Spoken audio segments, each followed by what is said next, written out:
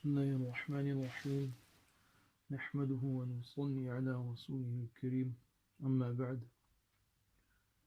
In the previous two lectures of Tafseer, we discussed the meanings of the first three verses of Surah Fatihah. The fourth verse is إِيَّاكَ نَعْبُدُ وَإِيَّاكَ نَسْتَعِينُ, which translates, you alone we worship and from you alone we seek help. This fourth verse has a double aspect. One aspect of praise, which we see in the first three verses as well, and another aspect of prayer, which you will see in the final three verses as well as this middle verse, between the two sets of verses. So in Surah Al-Fatihah, in the first three verses we have an element of praise. In the fifth, sixth and seventh verse, the final three verses, we have an element of prayer. And in the fourth verse, إِيَّاكَ نَعْبُدُ وَإِيَّاكَ نَسْتَعِينُ, we have an aspect of both.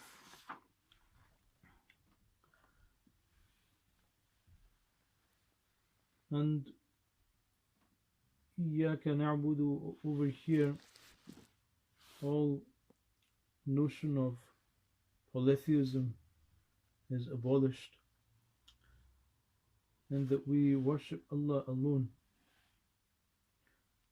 and do not associate anything of the creation with Allah subhanahu wa ta'ala. After recognition of Allah subhanahu wa ta'ala's rububiyyah, Allah subhanahu wa ta'ala as being the nurturer, the sole nurturer and sustainer of the whole creation that was mentioned, aforementioned in the past, and the first three verses of Surah Al-Fatihah, the recognition of the worship and what it means to worship Allah subhanahu wa ta'ala comes thereafter, which is mentioned in this ayat karima. Also, another point is that a man's life is subject to three states of time: the past, present and the future. The first two verses of Surah Al-Fatihah, from Alhamdulillah up to Ar-Rahman Ar-Rahim, remind man that as far as his past and present are concerned, he owes everything to Allah alone. For it is Allah who created him out of nothing, endowed him with the best form in the universe, and endowed him with reason and intuition, and continues to sustain and nurture him in the present moment in time. The third verse, Maliki Yawmiddin, Master of the Day of Judgment, tells us that in the future as well as the past and present, he will have to depend on Allah subhanahu wa ta'ala alone. On the day of requital, on the day of judgment, one cannot possibly have a helper other than Allah subhanahu wa ta'ala. Allah alone, only Allah alone will be able to help him. The three verses have made it very clear that a man is totally and absolutely dependent on Allah subhanahu wa ta'ala in all three stages of his life, in the past, the present as well as the future. Thus, logically and naturally, this leads us to the conclusion that Allah subhanahu wa ta'ala alone is worthy of being worshipped and none besides him. Because in the Arabic language, the word ibadah, worship, conveys the showing of utmost humility and submission out of an intense respect and love for someone, and such an attitude of willing self-abasement cannot justifiably be adopted towards anyone besides Allah subhanahu wa ta'ala. So the verse إِيَّاكَ نَعْبُدُ, you alone we worship, expresses this very natural and logical conclusion.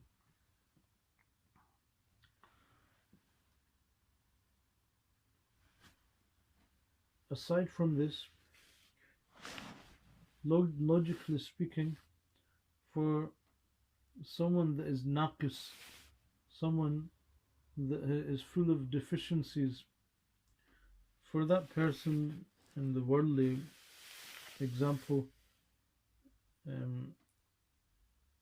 so it is socially obliged upon him to show respect and honor towards someone who is Sahibi Kamal, someone who possesses mastery in something or another. So this is in the dunyawi sense, for someone that is naqisul kamal, that is deficient in mastery of something, it is incumbent upon him, mandatory, socially speaking, to be indebted, or to show at the very least ta'zim and respect towards someone who is sahibi kamal, who is a complete and a master in something or another. And at times in the dunya we see that someone who is naqis, someone who is deficient, sometimes may not show honor or submissiveness towards someone who is kamil and complete and master, because he doesn't feel that he is in any need of him. But this notion is not possible when it comes to Allah subhanahu wa ta'ala, because in every situation, step and circumstance of life, the makhluk, the creation, is never needless of the creator. You and I, we are never needless of Allah subhanahu wa ta'ala, and being self-sufficient and independent without Allah subhanahu wa ta'ala is impossible. And for something to be possible,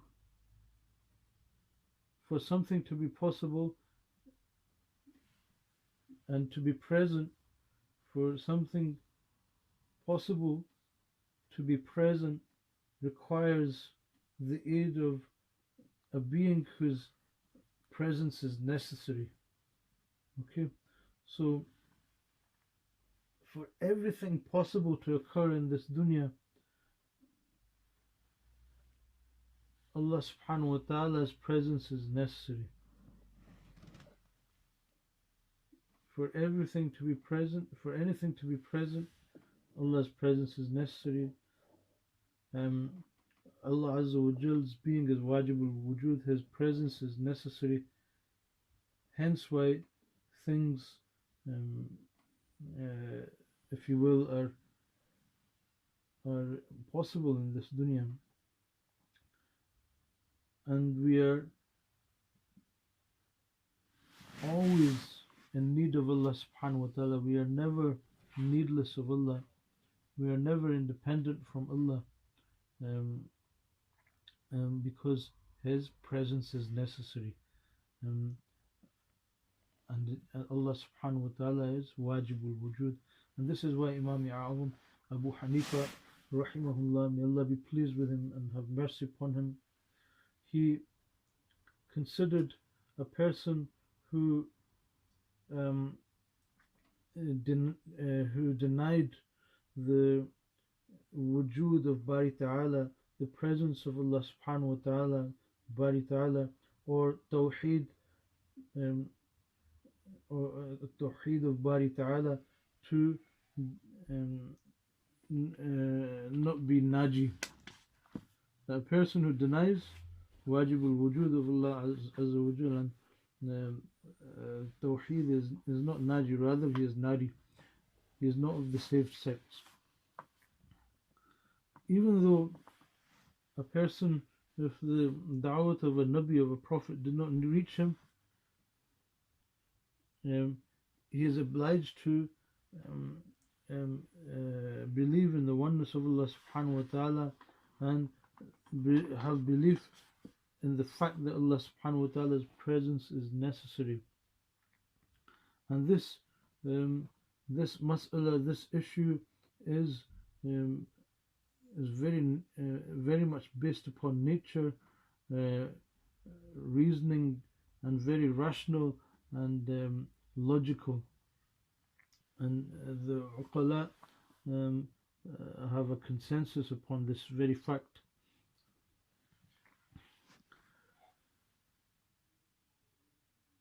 And the fuqaha mentioned that in order for an item of worship to be considered worship, the presence of an intention with the consensus of the scholars is a condition, is a prerequisite.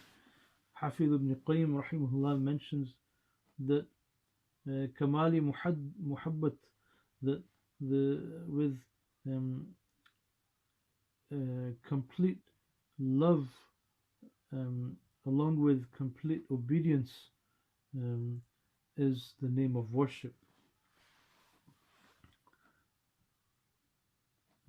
Okay, complete honor and respect, azmat, along with complete love is also entered, is also part of the mafhum and the meaning of ibadah, worship. Also, another point to note is that over here we have iyaka, that you alone comes first before na'budu. It is because it expresses the emphasis upon Allah subhanahu wa ta'ala, and that our thoughts, that when we worship Allah subhanahu wa ta'ala, our focus should be upon Him alone. Iyaka, you alone. Our focus should be upon Allah subhanahu wa ta'ala alone, and not upon our worship. Because the tawfiq and the power to worship Allah subhanahu wa ta'ala comes from Him alone and not from ourselves. So iyaka, hence why iyaka comes first. And likewise in iyaka nasta'in, you alone we seek help. You alone, of you alone we seek help. So the tawajjuh, the focus should be Allah subhanahu wa ta'ala and nothing besides Allah subhanahu wa ta'ala.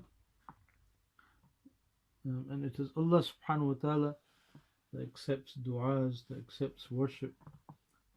It is Allah subhanahu wa ta'ala who we are focused towards completely.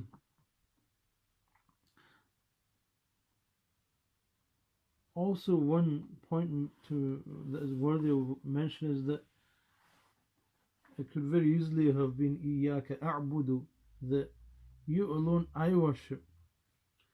But to create humility within us and humbleness, Allah subhanahu wa ta'ala said Iyaka na'budu, that He taught us how to beseech Him by saying, you alone we worship. You alone we seek help, to highlight in our minds, to impress in our minds that, to teach us that we are merely one worshipper, one beseecher of help, one seeker of help amongst many.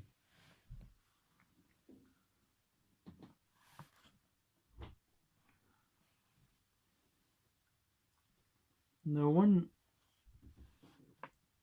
other point to mention is that in the beginning of the surah, the style of speech was um, ghaibana, was of someone that is not in the presence of the being that is um, being spoken to.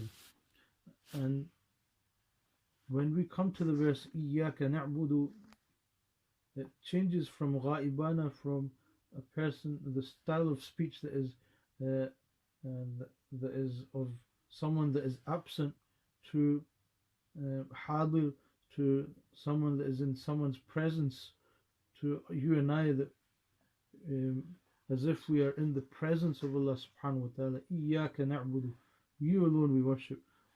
All of a sudden the speech changes. In the beginning of the surah, this has a few reasons. In the beginning of the surah, hamd and thana, after the praise and glorification of Allah subhanahu wa ta'ala, the praise and glorification of Allah subhanahu wa ta'ala, and praising Allah um, in the ghaibana style, in the style of absence, it seems more befitting, because in the style of someone that is absent, the speech of someone that is absent, to praise someone it shows more sincerity, and is a sign of ikhlas, is a sign of one being true and sincere to Allah subhanahu wa ta'ala. And in إِيَّاكَ نَعْبُدُ,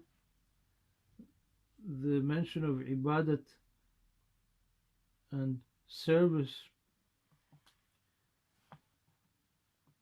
is more appropriately in the present style of speech. And also, when a person that prays commences his prayer, it is as if a stranger is standing in the presence. A stranger has came and stood in Allah subhanahu wa ta'ala's presence, and that stranger is calling upon Allah subhanahu wa ta'ala with that speech as if he is absent, with the speech of someone as if he is or she is absent. Alhamdulillahi Rabbil Alameen. With Ismi Zahir and with the Hamd and Thana, Ismi Zahir with the Hamd and Thana, and sorry, I beg your pardon. I'll just read what Hazrat Maulana Idris Kandili rahimahullah has written. कहा यानी इसमें ज़ाहिर के साथ उसके हम्द व सना की, और इसमें ज़ाहिर हुक्म में गायब के है, और जब हम्द व सना हद कमाल को पहुँचे तो जो हिजाबा दरमियान में थे वो उठ गए, और बुअद करीब से और अजनबियत यगानत से बदल गई, और ये शख्स इस काबिल हो गया कि खुदावंद ज़ुल जलाल की हुज़ूर बसिग़ह खिताब अर्ज़ व मारूज़ कर सके. So the khulasa of the summary of what is mentioned is that after the praise and glorification of Allah subhanahu wa ta'ala reached Allah subhanahu wa ta'ala, then all the veils between one and Allah subhanahu wa ta'ala are lifted and taken away, and that estranged individual becomes, it's as if he becomes recognized, and that person becomes qualified to address Allah subhanahu wa ta'ala, and more appropriately it becomes more appropriate for him to establish a dialogue in the presence of Allah subhanahu wa ta'ala.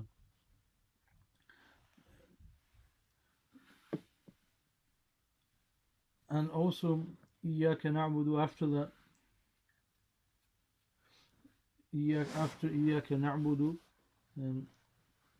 there is the mention of guidance, of beseeching of guidance, and also that is more appropriate in the present style of speech in the presence of Allah subhanahu wa ta'ala. And Hazrat Shaykh Mullah Idris Kandili rahimahullah gives an example, like when someone that is generous, when someone begs of something or another in front of a generous one in his presence, he becomes ashamed not giving him anything. And who can be more generous than Allah subhanahu wa ta'ala? So after hamd and thana, after hamd and thana in the absent speech, we come to the present speech in the presence of Allah subhanahu wa ta'ala, after being recognized by Allah subhanahu wa ta'ala, and those veils of that are between us and Allah subhanahu wa ta'ala and are taken away.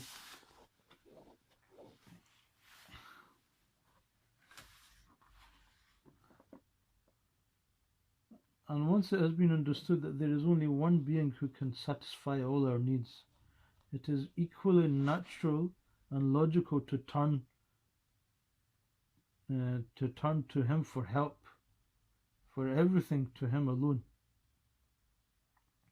Hence the phrase إِيَّاكَ نَسْتَعِينُ, to you alone we pray for help, is mentioned thereafter. Besides these two aspects, the fourth verse has another dimension as well.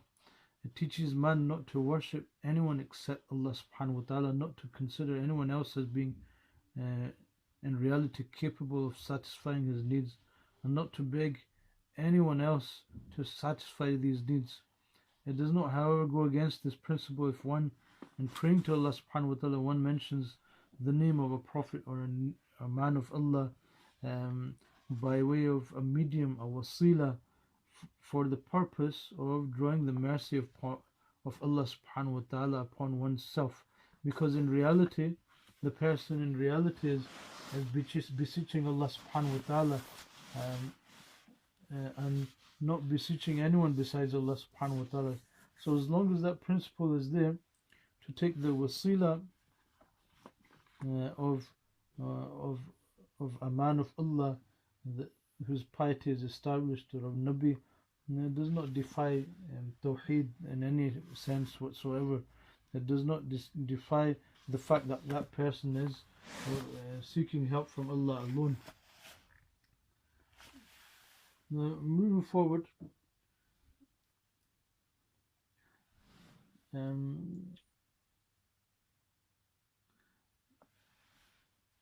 obviously ibadat of Allah subhanahu wa ta'ala and being having the ability and tawfiq and the power to do ibadat is not possible without the isti'ana, without the aid and assistance and help of Allah subhanahu wa ta'ala, which is why إِيَّاكَ نَسْتَعِينُ comes.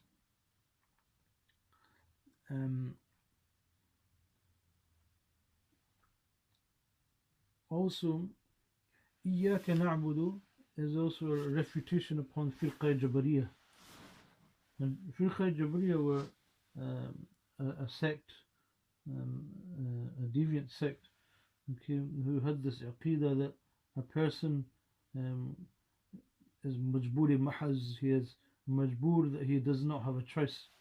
And our aqidah of Ahlul Sunnah wal Jama'ah is that Allah subhanahu wa ta'ala has given man a choice whether to be righteous or to be evil, and to adopt good deeds or bad deeds.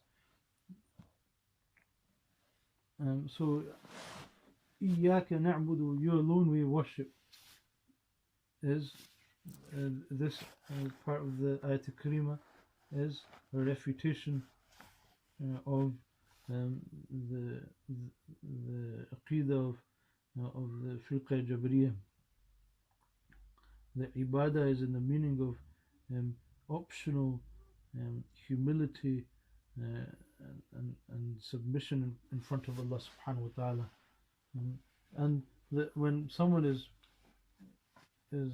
forced upon ibadah, upon worship, when one is majboor, that in reality is not ibadah whatsoever. So this is a refutation upon the Jabri Mahaz that is mentioned of the Aqidah of the Firqa Jabriya. Also, Iyaka Nasta'een as a refutation refutes the Aqidah of Mu'tazila. Okay, there's an indication towards that they had rendered the Aqidah that a person, an individual, a human being, is the Khaliq, is the creator of his own deeds.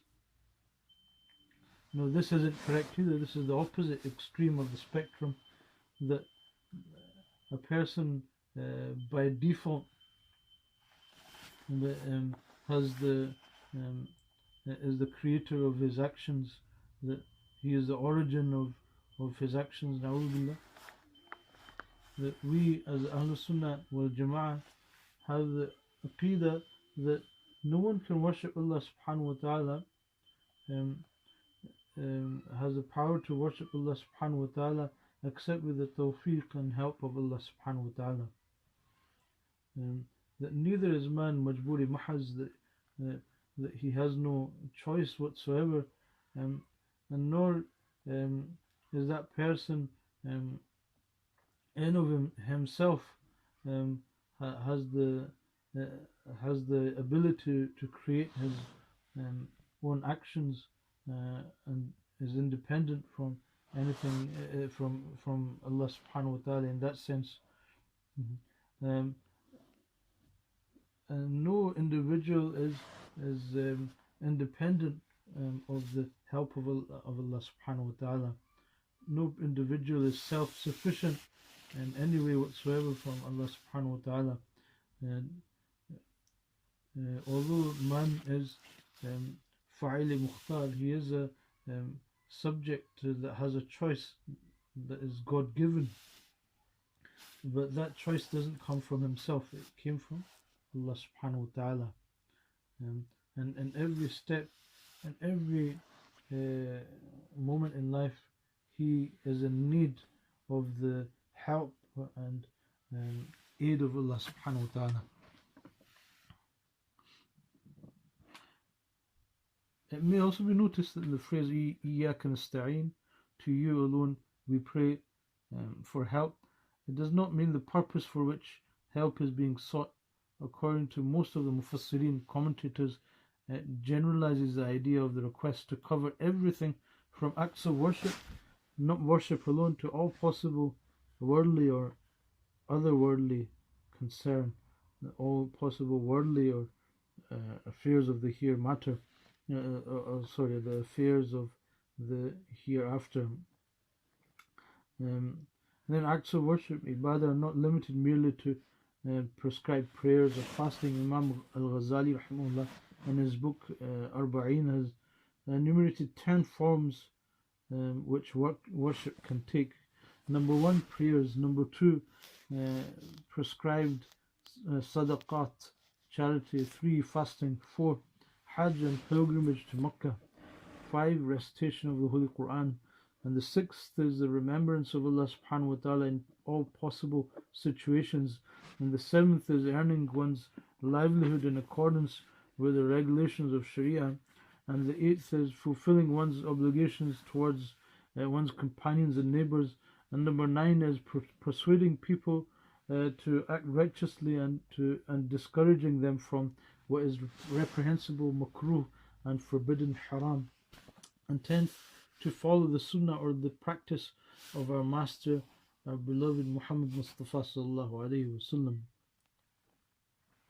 Therefore, not associating anyone with Allah in worship means that one should not love or fear or depend on anyone else as one loves or fears or depends on Allah subhanahu wa ta'ala, nor should one repose one's hope in anyone else, nor should one consider obedience or submission or service to another as obligatory as the worship of Allah, nor make a vow offering or consecrate or dedicate anything to anyone, or take a vow in the name of anyone similar to the way one does these things in the case of Allah subhanahu wa ta'ala, nor should one show complete self-abasement and total humility before anyone as one is required to do so before Allah subhanahu wa ta'ala, nor should one engage in the particular God-orientated acts of worship for anyone other than Allah, acts which symbolize the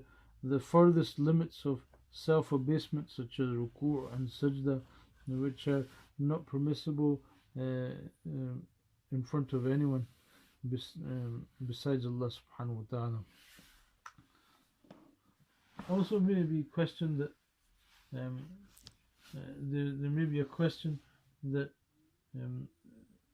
help is sought from others besides Allah subhanahu wa ta'ala, such as when someone is ill, he goes to a doctor or a hakim for a cure, or at the very least elimination of symptoms, as is the case with a doctor. So how can this isti'anat, this seeking of help, be jaiz, and what type of seeking help is jaiz, and what is considered kufr, disbelief, and shirk, and polytheism, and association of partners with Allah subhanahu wa ta'ala? And it should be known that we should know very well that by default to seek help from others than Allah subhanahu wa ta'ala directly, or in some cases is kufr and shirk, and other cases to seek help from others besides Allah is jaiz. So when one considers someone as fa'ili mustaqil, that someone is qadir with that he in of itself has the power, or at the very least, or has the power from Allah subhanahu wa ta'ala, is given power from Allah subhanahu wa ta'ala, and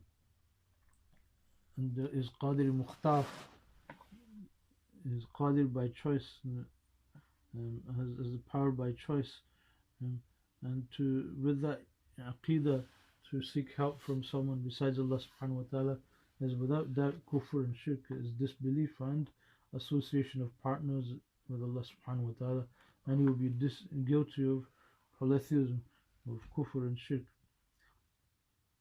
Now where someone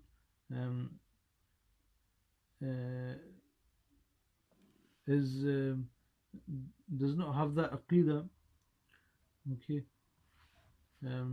but he deals with that individual or that ghayrullah as if he is as if he has the power to cure him. Okay, as Maulana Idris Kandili rahimahullah, he mentions that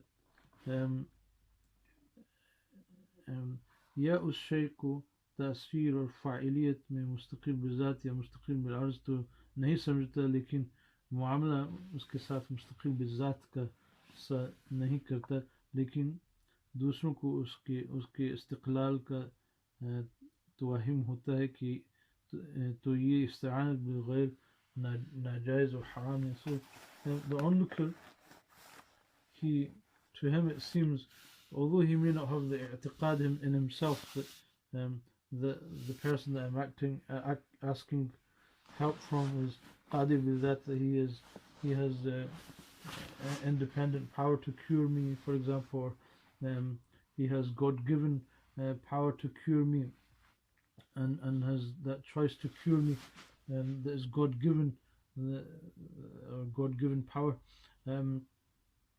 He doesn't have that aqidah, but the onlooker, and others, the third person, it seems to him that he is dealing with that person in such a way that he believes him to be the qadir bizat or qadir mukhtar from Allah subhanahu wa ta'ala. Then such an isti'ana, such a seeking of help is also is not permissible and haram. So this is what Hazrat Maulana Idris Kandilwi rahimahullah mentioned, which was worthy of noting. And also there's the one thing to remember is that the mushrikeen of Makkah, when they worshipped the idols, they took them as gods, although they didn't consider them qadir bidat, that they had any power in of themselves, but they believed that that that those idols had God-given powers that came from Allah subhanahu wa ta'ala, and based on that they by choice had the power to influence them, such as the idol of love, that, receiving love from that idol, or the idol of power, etc., whatever it was. And they claimed that their worshipping those idols were a source of gaining closeness to Allah subhanahu wa ta'ala. وَمَا نَعْبُدُهُمْ إِلَّا لِيُقَرِّبُونَ إِلَى اللَّهِ زُلْفَى. So we do not worship them save that they may bring us near to Allah subhanahu wa ta'ala. So the mushrikeen did not consider them mustaqil bizat, that they're qadir of themselves to provide. Rather, they believed that the power that they believed that the idols were capable of, they believed that it came from Allah subhanahu wa ta'ala. So obviously this is a clear shirk as well, and kufr. But anyway, moving on,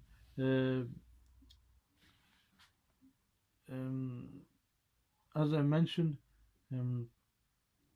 ista'anat, seeking help with others besides Allah subhanahu wa ta'ala,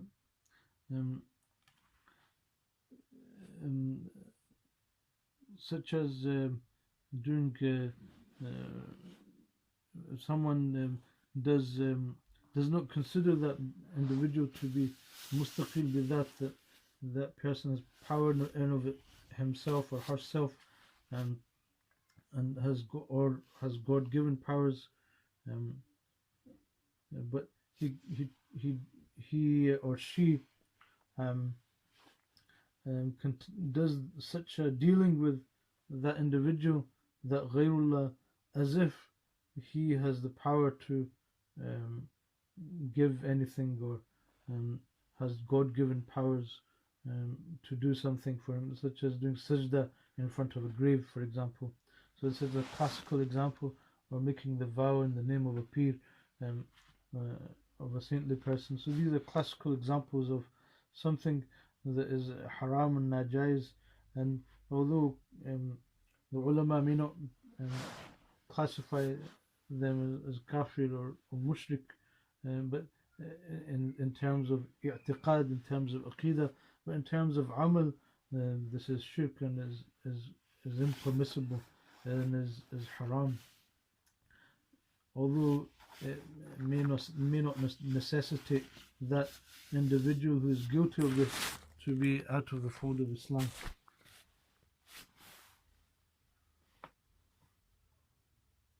Now, when a person does not consider like an object to be as something, or an individual to be have power in of themselves, such as the going for me to go to a doctor or a hakim to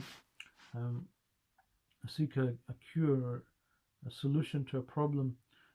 If I don't have the aqidah that individual in of himself has the power to cure me, or has God-given powers to cure me, nor do I deal with him or that mu'alij, that doctor or hakim in such a way that it seems to the onlooker that I'm doing shirk or kufr in that way, considering that individual, that doctor or hakim, to be qadir bidat or qadir mukhtar, then this is permissible. That without, when all those things are absent that necessitate clear kufr and shirk, and or shirk amali for that matter, then this seeking of a cure from a mu'alij, from a physician is jaiz, because merely considering that individual as a sabab from the asbab of Allah subhanahu wa ta'ala, and not absolute in him or herself. As the absolute cure, the cure comes with the aqidah, the cure comes from Allah subhanahu wa ta'ala. Or when someone simply eats and drinks, he doesn't consider that food, that morsel, or that sip of water in of itself is in of itself have any power to eliminate thirst or remove hunger. Rather, it is Allah subhanahu wa ta'ala that has given them, and that it is Allah subhanahu wa ta'ala that removes hunger and thirst. So as long as the aqidah is correct and the onlooker doesn't it doesn't seem to others that the way that person is conducting him or herself is that of shirk and kufr. So may Allah subhanahu wa ta'ala grant us the tawfiq to understand what it means to worship Allah subhanahu wa ta'ala alone. May Allah subhanahu wa ta'ala grant us the essence of worship, and to sincerely turn to Allah subhanahu wa ta'ala alone, and to seek help from Allah subhanahu wa ta'ala in all matters, and to turn to Him alone. And may Allah subhanahu wa ta'ala grant us the tawfiq to grant us the anwarat and the teachings of the Quran Kareem, and help us implement them into our lives. أقول قولي هذا أستغفر الله لي ولكم ولكافة المسلمين فاستغفروه إنه هو الغفور الرحيم.